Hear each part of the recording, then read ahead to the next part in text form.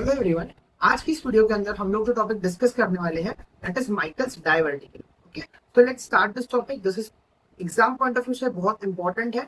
इसके लिए पीवाईक्यूज में एमसीक्यूज, एसएक्यूज और एलईक्यूज बहुत बार आए हुए हैं, पूछे हुए एग्जाम में। तो let's discuss this topic in detail. Meckel's diverticulum, what is Meckel's diverticulum? It is a birth या कंजेनाइटल डिफेक्ट।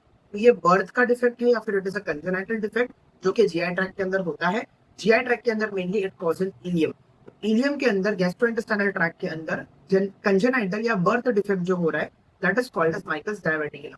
बेसिकली होता क्या है, जो आपका इलियम है वहां पे आउट पाउचिंग क्रिएट हो जाती है। There is out pouching from the ileum which is congenital. तो generally it is congenital abnormality which is caused by the ruminant of the vitelline duct। तो विटिलाइन डक्ट के ruminant से मतलब vitelline duct जो है एम्ब्रियो में present रहता है, और वहां पे एम्ब्रियो से जब इन्फेंट मतलब एम्ब्रियो से जब बच्चा पूरी तरह से रेडी होकर कन्वर्ट होता है, तो एम्ब्रियो का जो बचा कुचा पार्ट है, बचा कुचा पार्ट एम्ब्रियो में किसका? विटिलाइन डक्ट का। एम्ब्रियो के अंदर विटिलाइन डक्ट का जो बचा कुचा का पार्ट है, उस बचे कुचे पार्ट से जो इनफोल्डिंग आउट पाउचिंग होने वाली है, किधर होने वाली है? इलियम में होने वाली है, जो कि एक बर्थ डिफेक्ट है। That is called as Meckel's diverticulum.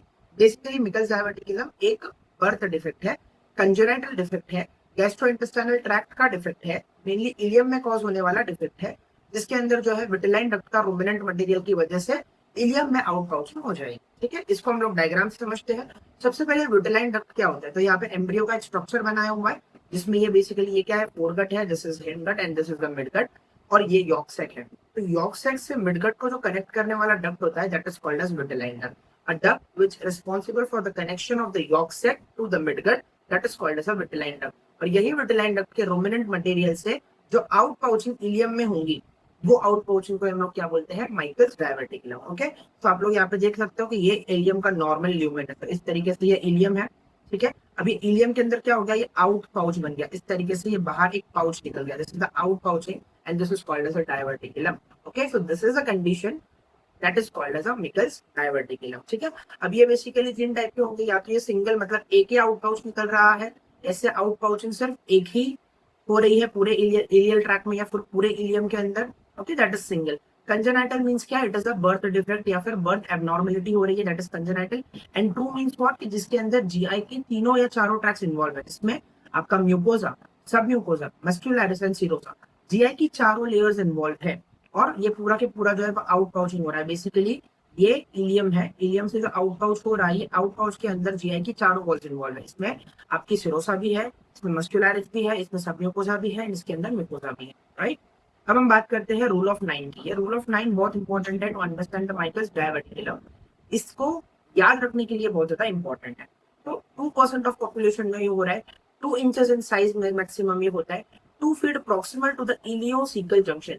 Ileocaecal junction के 2 फीट प्रॉक्सिमली ये प्रेजेंट होता है, and in 20% cases it cause the ectopic mucosa. हम लोग देखेंगे डिटेल में क्या होता है, लेकिन अभी के लिए समझो कि हर जगह वी हैव 2, 2, 2 एंड 20।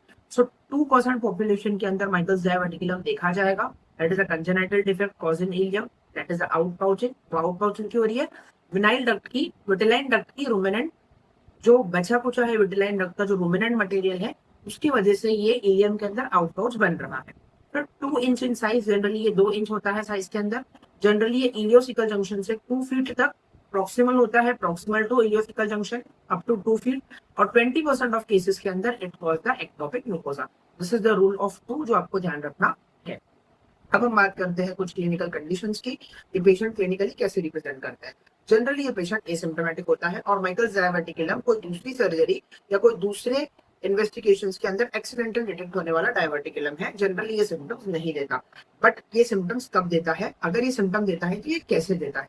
ये जब सिम्टम देता है तो वो अपेंडिसाइटिस के जैसे सिम्टम्स देता है। अपेंडिसाइटिस का मतलब क्या होता है? That is the inflammation of appendix, जिसकी वीडियो हमारे यूट्यूब पे ऑलरेडी अपलोडेड है। अपेंडिसाइटिस में क्या होता है? अपेंडिसाइटिस के अंदर मेनली पेशेंट को राइट इलियक फोसा में ट्रेमेंडियस पेन होता है। तो वी कैन डायग्नोज कि भाई हाँ, पेशेंट को अपेंडिसाइटिस हो सकता है, और राइट इलियक फोसा के अंदर टेंडरनेस भी है।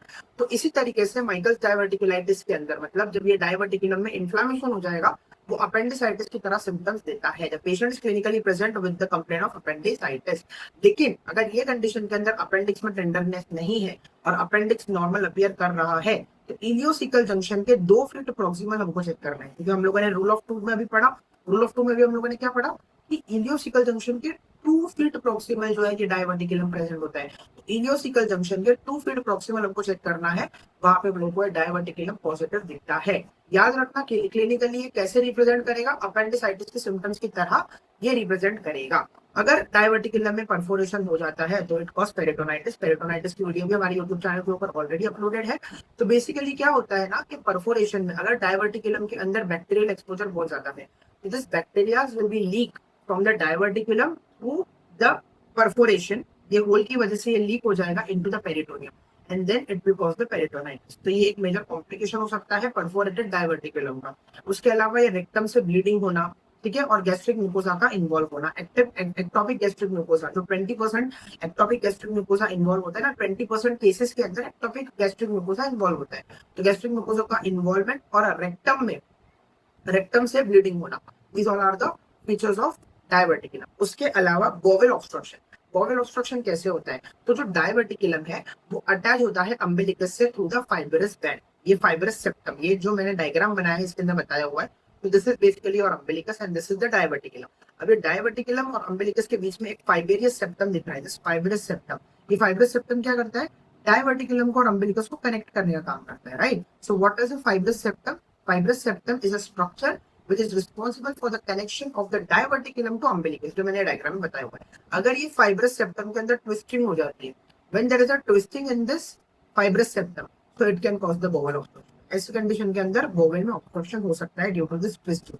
उसको ही हम लोग वल्वोलस बोलते हैं। फाइब्रस सेप्टम की ट्विस्टिंग हो जाना, उसको हम लोग क्या बोलते हैं, वल्वोलस बोलते हैं। इसकी वजह से बोवेल में ऑब्स्ट्रक्शन हो सकता है। That will be a major representation of diverticulum, ठीक है। मेजर इन्वेस्टिगेशन हम लोग क्या करेंगे, पेशेंट का सीटी स्कैन करेंगे जिसमें हम लोग को डायवर्टिकुलम डिटेक्टेड मिलेगा, यूएसजी करेंगे, लेप्रोस्कोपी करेंगे। कहाँ मिलेगा, 2 feet proximal to the ileocecal junction, okay. Treatment में हम लोग क्या करेंगे, डायवर्टिकुलेक्टोमी, मतलब क्या, डायवर्टिकुलम की लेक्टोमी, डायवर्टिकुलम का रिमूवल। डायवर्टिकुलम के रिमूवल के बाद क्या करना है, resection and anastomosis. For example this is the lumen, ठीक है। ये ल्यूमेन के अंदर ही हमारा क्या है, डायवर्टिकुलम। तो इस डायवर्टिकुलम को यहाँ से कट कर देंगे और ये पार्ट को और ये पार्ट को जोड़ देंगे। तो cutting the diverticulum is resection and to join these two parts together is called as anastomosis। तो this surgery is called as resection and anastomosis, ठीक है, जो हम लोग डायवर्टिकुलेक्टोमी के अंदर करते हैं। या फिर अगर जनरली ये केस एसिम्प्टोमेटिक है, कोई मेजर प्रॉब्लम नहीं है, रेक्टल से ब्लीड नहीं हो रहा है, अपेंडिसाइटिस के सिम्टम अपीयर नहीं हो रहे, बॉवल में ऑब्स्ट्रक्शन नहीं है, ऐसी कंडीशन के अंदर we can left it out alone. तो this is all about the Meckel's diverticulum. I hope so कि आपको ये वीडियो समझ में आया होगी। अगर इस वीडियो या इस टॉपिक से रिलेटेड कोई भी डाउट्स है, you can ask this doubts in the comment section। That's it for today's video. Thank you so much.